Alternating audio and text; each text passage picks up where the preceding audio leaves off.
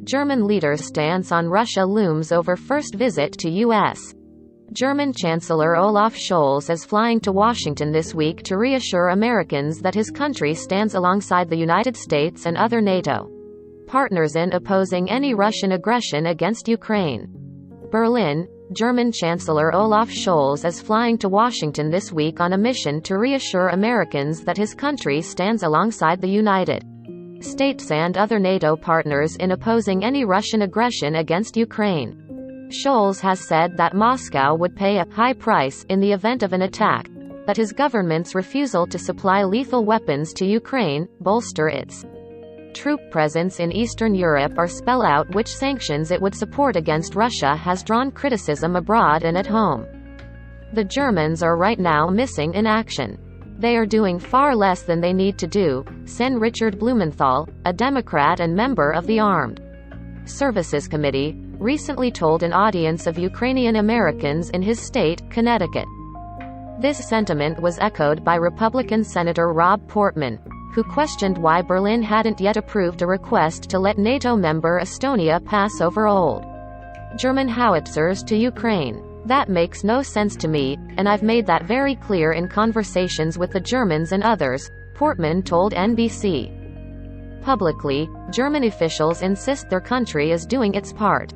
Germany's ambassador in Washington, Emily Haber, appeared on Fox News last month to defend Berlin's restrictive stance on arms exports and highlight the generous economic support provided to Ukraine.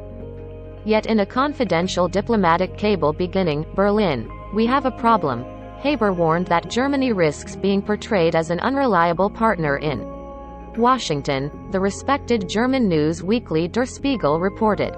Much criticism has also focused on Germany's heavy reliance on Russian supplies of natural gas and the construction of the Nord Stream 2 pipeline bringing that gas to Germany under the Baltic Sea, bypassing Ukraine.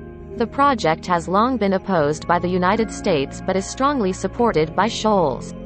Center-left Social Democratic Party, most prominently its last chancellor, Gerhard Schröder.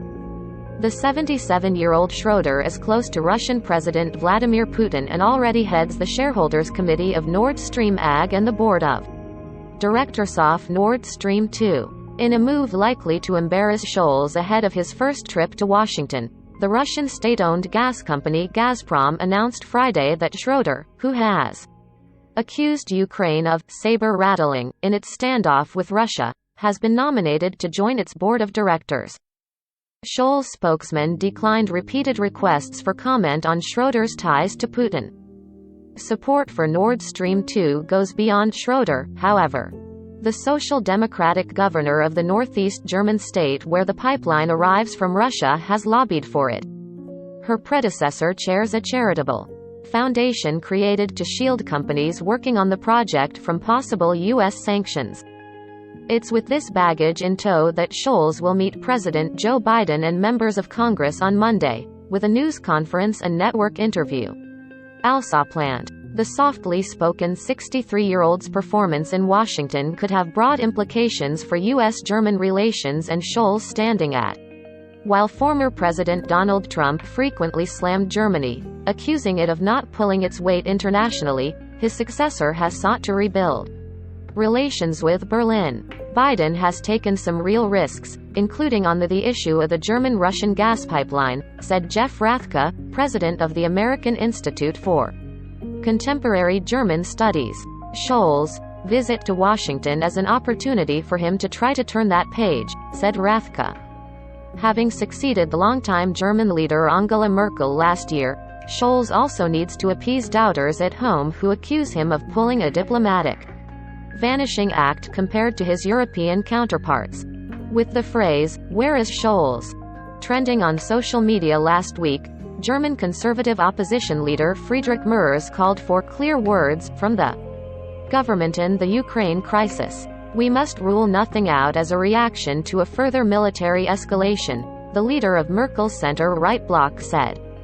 "It's a disaster that the German Chancellor is evidently paralyzed and inhibited at the moment in what he perhaps could do."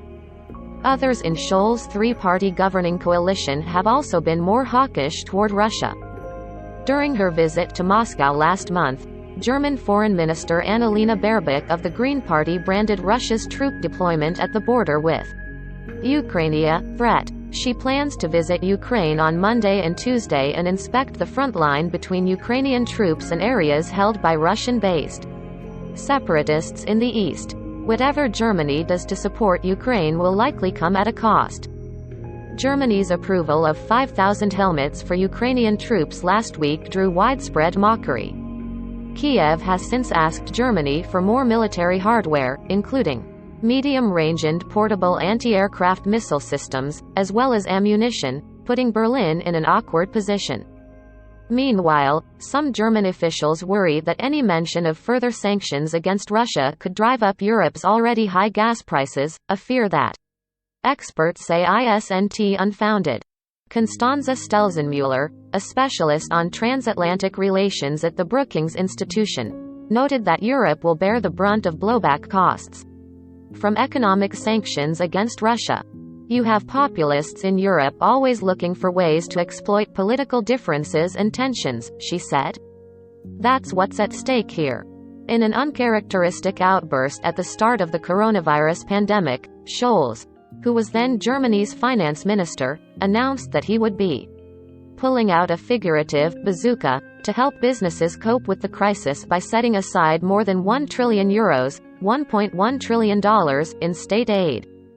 Scholz may need to make a similarly expansive gesture to ease concerns in Washington and beyond, said Rathke.